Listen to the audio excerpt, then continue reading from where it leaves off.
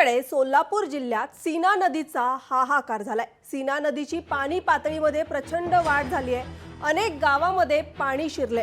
सीना नदीचं पाणी अनेक गावांमध्ये शिरल्यामुळे डोणगावामध्ये ग्रामस्थांचे हाल झालेत। अनेक घरातील संसारोपयोगी साहित्याचं मोठ्या प्रमाणावर नुकसान झालंय। डोणगावमधील शेतकऱ्यांच्या शेतात पाणी शिरल्यामुळे खरीप हंगामातील पिकाचं देखील मोठं नुकसान झालंय।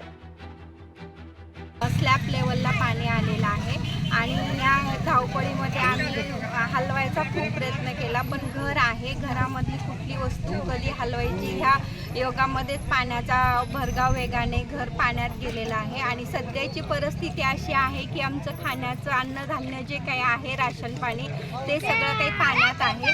आणि जवळपास डोणगावचा हा 1/4 भाग हा कालपासून बिना अन्न पाण्याचा आहे।